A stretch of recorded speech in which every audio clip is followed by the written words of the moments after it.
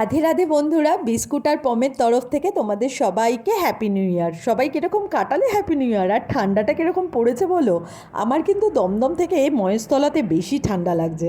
যাই হোক, আজকে তো এটা দিচ্ছি তোমাদের 31 ডিসেম্বরের। এটা একটা ছোট্ট ব্লগ।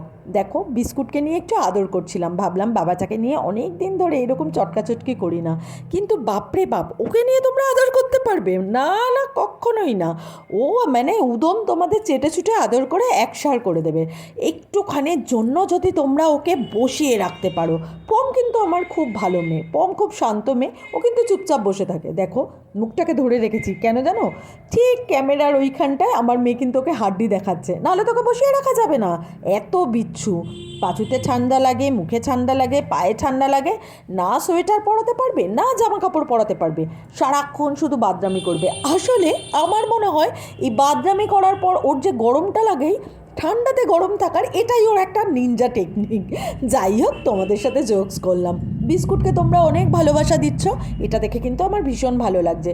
কিন্তু কিন্তু একটু বেশি বেশি করে চ্যানেলটাকে সাবস্ক্রাইব করো, আর সবাই কিন্তু সবার কাছে শেয়ার করে দাও।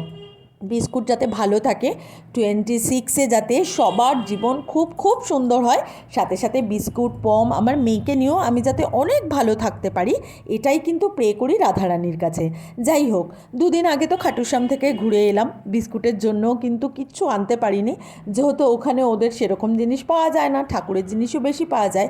ঠাকুরকে সেবা করার সাথে সাথে আমার মনে হয় পম বিস্কুটকে সেবা করাটাও আমার কাছে একটা পরম প্রাপ্তি।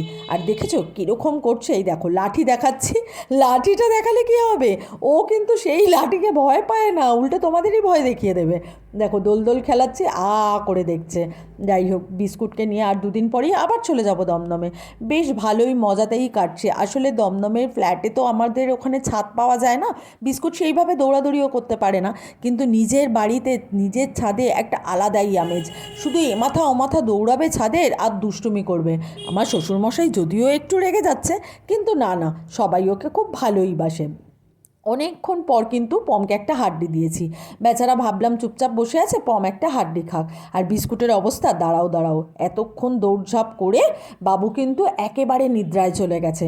পমের এখন নিদ্রার দরকার নেই, কারণ পম একটু আগে ঘুমিয়ে নিয়েছে, এখন হাড্ডি খাবে। আর এই দেখো তোমাদের সেই আদরের বিস্কুটকে, পুরো কিন্তু বেঘোরে ঘুমিয়ে পড়েছে, কোনো হুঁশ নেই।